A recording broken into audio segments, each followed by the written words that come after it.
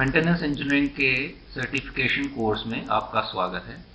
Maintenance engineering एक से ज़्यादा विषयों पे अप्लाई होने वाला, फोकस करने वाला एक सिस्टमेटिक और अच्छे तरीके से मैनेज करने, अपने एसेट्स को मैनेज करने का एक तरीका है। सो दैट आप अपने निवेश से, अपने एसेट से ज़्यादा बढ़िया से बढ़िया आप आउटपुट ले सकें और जो आपका कामकाज है वो सही तरीके से चलता रहे। ये बहुत ही क्रूशियल रोल निभाता है अलग अलग तरह की इंडस्ट्री में। सिविल इंजीनियरिंग से जुड़े हुए उद्योग हैं, मैकेनिकल इंजीनियरिंग से जुड़े हुए उद्योग हैं, और या फिर इलेक्ट्रिकल इंजीनियरिंग से जुड़े हुए उद्योग भी हो सकते हैं। इसमें उस प्लांट का, बिल्डिंग का रखरखाव, उसकी मशीनरी और उससे जुड़े हुए सिस्टम हम कवर अप करते हैं। मेंटेनेंस इंजीनियरिंग मुख्य तौर पे 3 ब्रांचेस में बांटी गई है, जिसमें सिविल मेंटेनेंस इंजीनियरिंग है, मैकेनिकल मेंटेनेंस इंजीनियरिंग है और इलेक्ट्रिकल मेंटेनेंस इंजीनियरिंग है। सबसे पहले हम बात करेंगे सिविल इंजीनियरिंग की। सिविल मेंटेनेंस इंजीनियरिंग जो है वो मुख्य तौर पे जो सिविल इंजीनियरिंग के स्ट्रक्चर्स हैं, जैसे कि बिल्डिंग्स हैं, ब्रिजेस हैं, रोड्स हैं, डैम्स हैं, इनके इस तरह के सिविल इंफ्रास्ट्रक्चर को बचा के रखने और बनाए रखने, मतलब बचा कर भी रखना है और बनाए भी रखना है, उसमें इसका अहम रोल है। तो जो इसमें प्राइमरी जो हैं ऑब्जेक्टिव्स के, इन सारे जो स्ट्रक्चर्स हैं, जो भी हमने ये मॉन्यूमेंट्स बनाए हैं, तो इनकी सेफ्टी, इनके कामकाज की प्रणाली और इनकी उम्र लंबी से लंबी हमें बनाई रखनी हमारे लिए एक चैलेंज होता है, जिसको हम सिविल मेंटेनेंस इंजीनियरिंग के तौर पे उसकी सहायता से पूरा करते हैं। अब उदाहरण के तौर पर हम किसी पुल की मेंटेनेंस की उदाहरण देते हैं। तो इसमें हमारा उद्देश्य होता है कि जो इसका स्ट्रक्चर है वो बना रहे, मतलब उसमें जो ट्रैफिक उसके ऊपर से, नीचे से, कहीं से भी गुजर रहा है तो वो सेफ्टी के साथ चलता रहे, तो उसमें आने जाने में किसी को कोई परेशानी ना हो, उसमें कोई खतरा ना हो। तो इसके लिए हमें क्या कामकाज करने होंगे? इसका हमें लगातार समय समय पर इंस्पेक्शन करती रहनी पड़ेगी। हमें इसे जंग से बचा के रखना पड़ेगा, क्योंकि जितने भी ये स्ट्रक्चर बने होते हैं इनमें हम टीएमटी रॉड्स वगैरह लोहे का हम इस्तेमाल करते हैं, तो उनको जंग से बचाए रखना। और अगर कहीं क्रैक्स आ गए हैं तो हमें उन क्रैक्स को रिपेयर करना है। और इन ब्रिजेस के ऊपर या नीचे पानी जमा ना हो, क्योंकि जहाँ पानी जमा होगा वहाँ क्रैक्स भी पड़ेंगे और जंग भी लगेगी लोहे को। तो उस ड्रेनेज सिस्टम को हमें बना के रखना है, ना तो पुल के ऊपर पानी जमा हो और ना उसके पैरों के या उसके बेस के पास पानी नहीं जमा होना चाहिए। तो ड्रेनेज सिस्टम को बनाए रखना होता है। इसके लिए हम कौन से टूल्स और जो टेक्निक्स यूज करते हैं, इसमें हम बिना तोड़े टेस्ट करने वाली, जिसको हम नॉन डिस्ट्रक्टिव टेस्टिंग बोलते हैं, उस तरह के मशीन्स का इस्तेमाल करके इसको टेस्ट करते रहना पड़ता है समय समय पर। और इसके स्ट्रक्चरल हेल्थ, यानी जो इसके पिलर्स बने हुए हैं, कॉलम्स बने हुए हैं, उनको, उनकी सेहत की समय समय पर मॉनिटरिंग के, ये इसमें क्रैक्स वगैरह तो नहीं आ रही, इसकी जांच करते रहना पड़ता है। और अगर कहीं पे किसी तरह का कोई क्षति पहुंची है उस पर, तो हमें उसकी समय समय पर भरपाई करते रहना पड़ता है, उसको मेंटेनेंस करते रहना पड़ता है। नंबर 2 पे आता है mechanical maintenance engineering. Mechanical maintenance engineering में हम ये इस बात को यकीनी बनाते हैं, इस बात पे फोकस करते हैं कि हमारी जो मैकेनिकल मशीनरी है, जो उपकरण हैं या जो मैकेनिकल सिस्टम हैं, वो उनमें चलते चलते किसी तरह की कोई रुकावट ना आए। हमारी जो एक्टिविटीज़ हैं वो सही तरीके से और प्रोडक्टिव तरीके से जो है, एफिशिएंट ऑपरेशन एक हो। मैकेनिकल जो मेंटेनेंस है वो मेन तौर पर जो उत्पादन यूनिट्स होते हैं या फिर पावर जनरेशन यूनिट्स होते हैं या फिर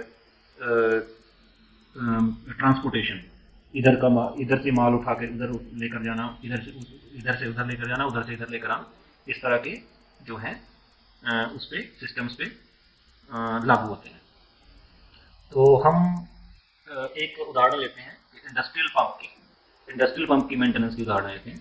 उसका क्या काम है कि मान लीजिए नीचे का पानी ऊपर पहुंचाना या फिर एक टैंक से दूसरे टैंक में ट्रांसफर करना। इसमें मेन ऑब्जेक्टिव क्या है कि जो पंप है वो उसका जो ऑपरेशन है वो रिलायबल रहे, वो बिना रुके काम करता रहे, और उसमें अगर रुकावट आती भी है तो वो टाइम जो है वो कम से कम हो, जिससे कि हमारे जो सिस्टम की कार्य प्रणाली है जो वो प्रभावित ना हो। तो इसके लिए हमें क्या क्या एक्टिविटीज़ कैरी आउट करनी होंगी। एक तो हमें लुब्रिकेशन का, यानी तेल और ग्रीस जो हम देते हैं उसके बेरिंग्स को, बुशेस को, उस तरीके से उसकी लुब्रिकेशन प्रॉपर रखनी पड़ेगी। अलाइनमेंट चेक्स, अब पंप को और मोटर को जोड़ने वाला पार्ट जो होता है वो कपलिंग से जुड़ा होता है, तो हमें उसकी अलाइनमेंट बिल्कुल पूरी सही बनानी पड़ती है। और हमें वाइब्रेशन एनालिसिस करना पड़ता है, क्योंकि अगर मान लीजिए कपलिंग आपने सही से टाइट नहीं की तो वो अगर आउट हो गई तो वाइब्रेशन बहुत ज़्यादा होगी पंप में, वो वाइब्रेशन जो है वो पंप की बॉडी को नुकसान पहुंचा सकती है।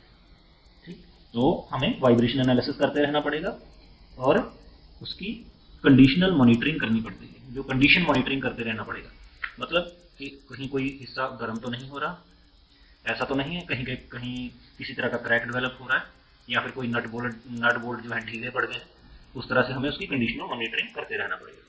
तो इसके लिए हम कौन से टूल्स एंड टेक्निक्स यूज़ करेंगे? इसके लिए सबसे पहले तो हम प्रेडिक्टिव मेंटेनेंस का जो है सहारा लेंगे, इसका इस्तेमाल करेंगे और रूट कॉज एनालिसिस करेंगे कि कौन सी प्रॉब्लम जो है किस वजह से हो रही है। प्रेडिक्टिव मेंटेनेंस में क्या था कि कुछ पार्ट्स की एक पर्टिकुलर लाइफ होती है कि इतने घंटे चलने के बाद ये बेरिंग घस जाएगा, या फिर इतने लाइफ साइकिल्स, मान लीजिए इतने हज़ार लीटर का, इतने लाख लीटर के बाद इस पंप में लुब्रिकेशन की ज़रूरत पड़ेगी, तो इसलिए होती है प्रेडिक्टिव मेंटेनेंस।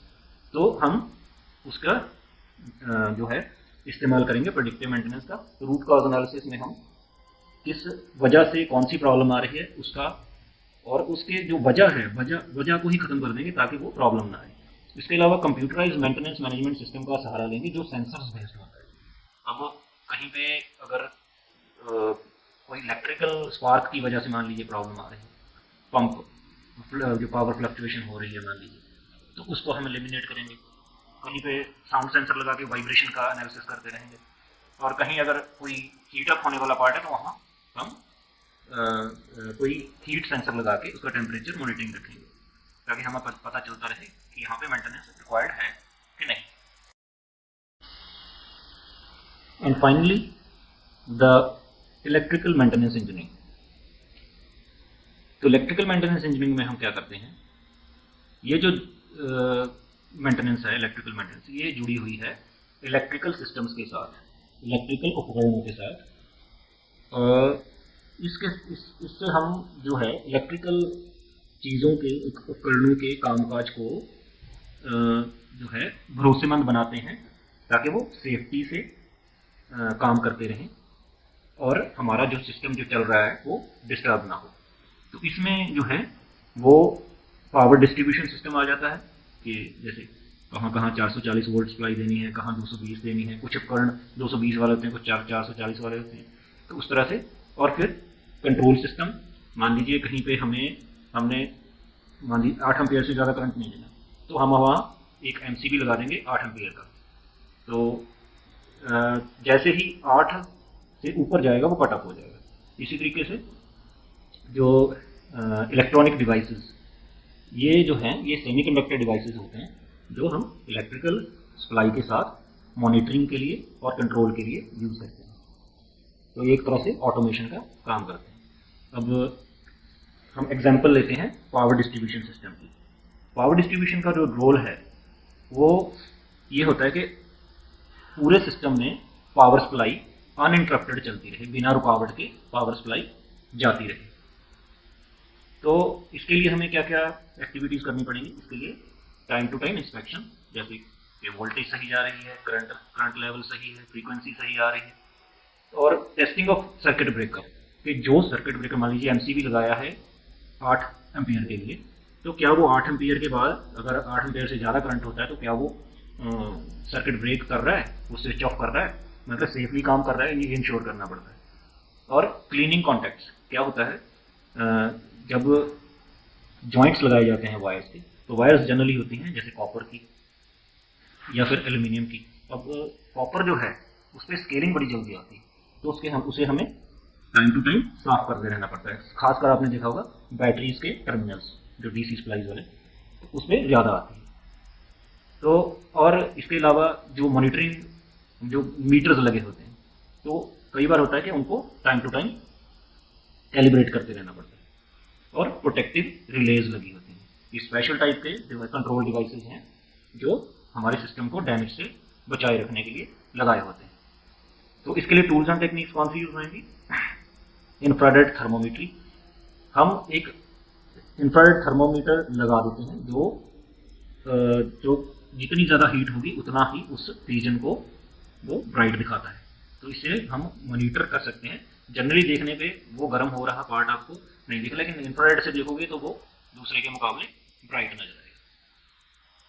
और power quality analysis, fluctuation check करने के लिए हम अलग अलग तरह के डिवाइसेस लगाते हैं, वो लगाने पड़ते हैं हमें। और शेड्यूल्ड मेंटेनेंस, हमें एक चार्ट बना के रखना पड़ता है कि हाँ हमारा जो इलेक्ट्रिकल सिस्टम है वो इतने टाइम बाद ये वाले पार्ट्स जो हैं, ये वाले इक्विपमेंट्स जो हैं, वो हमें मान लीजिए हाईलाइट करने पड़ते हैं कि ये इतने महीने बाद या इतने दिनों बाद इनका चेकअप और मेंटेनेंस जरूरी है।